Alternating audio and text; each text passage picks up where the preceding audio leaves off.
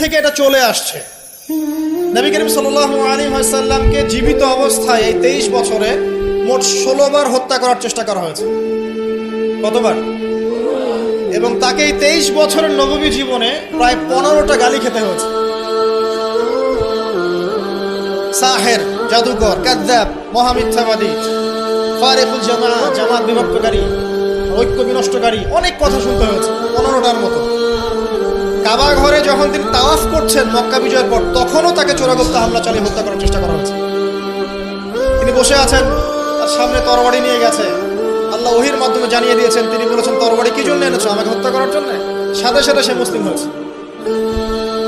ইহুদিরা ডেকেছে, এই যে বনু নাজির গোত্র, যাদের ঘটনা সূরা হাশরের মধ্যে বর্ণিত আছে। সূরা হাশরের পিছনে দেখবেন বনু নাজিরের ঘটনা আছে। এরা ডেকেছেন নবী সাল্লাল্লাহু আলাইহি ওয়াসাল্লামকে চুক্তি নিয়ে আমরা কথা বলবো, আমরা শান্তি নিয়ে কথা বলবো, এই জন্য ডেকেছে। নবী করিম সাল্লাল্লাহু আলাইহি ওয়াসাল্লাম আবু বকর ওমর রাদিয়াল্লাহু আনহুকে নিয়ে গিয়েছেন, দেয়ালের পাশে বসেছেন, উপর থেকে পাথর ফেলে হত্যা করার চেষ্টা করা হয়েছে। আল্লাহ পাক জানিয়ে দিয়েছেন, তিনি সেখান থেকে চলে গেছেন। প্রায় 16 বার, আমার ছোট্ট গবেষণা, সিরাতের বইগুলো পড়ে দেখেন, প্রায় 16 বার তাকে হত্যা করার চেষ্টা করা হয়েছে।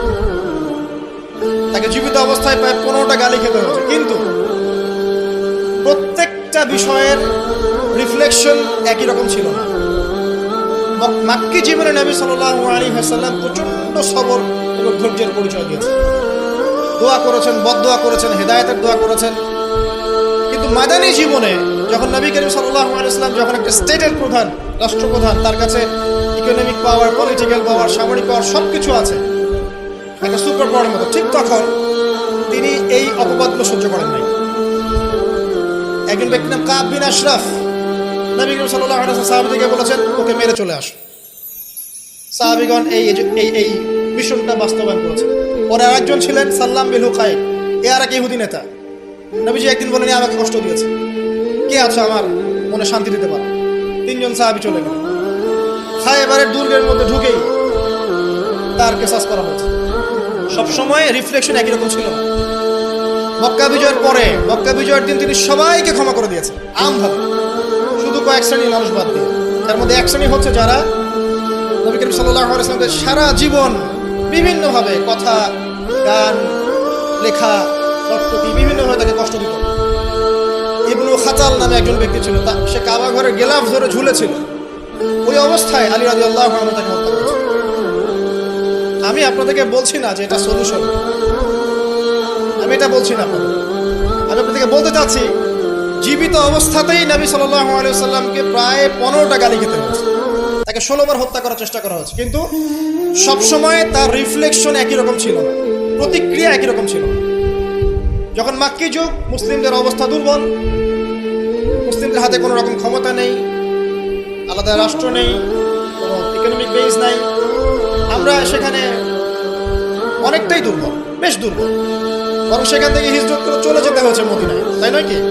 সেক্ষেত্রে ওই জায়গায় নবী করিম সাল্লাল্লাহু আলাইহি ওয়াসাল্লাম কোনো রকম সামরিক এগ্রেশন নেন নাই, কোনো রকম সামরিক বা আঘাতের বদলে আঘাত, এই টাইপের কোনো কনক্লুশনে তিনি যাননি। সবর করেছেন, বদদোয়া করেছেন।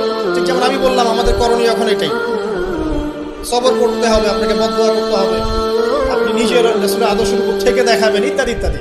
এখন আপনার সেই ক্ষমতা নাই, এখন আপনি এরকম কোনো ইনিশিয়েটিভ নিতে যাবেন না। এই অবস্থায় আপনি এরকম কোনো ইনিশিয়েটিভ নিতে যাবেন না যেমনটা নবীজি মদিনায় নিয়েছিলেন। তাহলে মুসলিমরা উল্টা ক্ষতির মধ্যে পড়তে পারে, কারণ জমিন মুসলিমদের জন্য আরো সংকুচিত হয়ে আসতে পারে। কিন্তু মদিনার যুগে নবী সাল্লাল্লাহু আলাইহি ওয়াসাল্লামের যখন সেরকম ক্ষমতা ছিল, তখন তিনি অ্যাকশন অন্যরকম নিয়েছেন।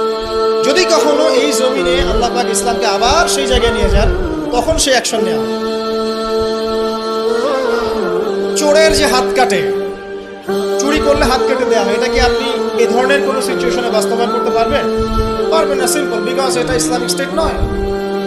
যদি কোনো জায়গায় আল্লাহ পাক এই পৃথিবীর কোনো জায়গায় ভবিষ্যতে কোথাও এরকম কোনো স্টেট কায়েম করেন, আল্লাহ চাইলে করতে পারেন, আল্লাহ চাইলে পারেন। যেটা এখন মোটামুটি বলতে গেলে সারা বিশ্বে কোথাও নাই। যেখানে যেখানে আছে একটু আইওয়াস, এটা আইওয়াস, আমার কাছে এটা আইওয়াস। চোরের হাত কেটে যদি আমি ইহুদিদের সাথে বন্ধুত্ব করি, তাহলে এটা কতটুকু ইসলামিক রাষ্ট্র হলো সেটা আল্লাহ ভালো। কথা বুঝতে বলছেন? চোরের হাত কাটলাম ঠিকই, কিন্তু আমি এদিকে আমার ইকোনমিক সেকশনে, সামরিক সেকশনে সব ইহুদি খ্রিস্টানদের সাথে আমি বন্ধুত্ব করে রেখেছি। এটা কতটুকু ইসলামিক স্টেট আল্লাহ ভালো জানে। যাই হোক, ওদেরকে নিয়ে মাথা ব্যথা নেই।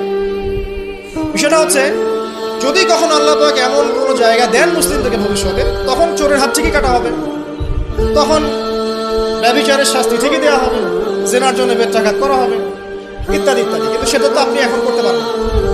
এখন কোনো আত্মঘাতী অবস্থায় যাবেন না, এটা সবচেয়ে বড় কথা, আমার সবচেয়ে প্রথম নসিহত।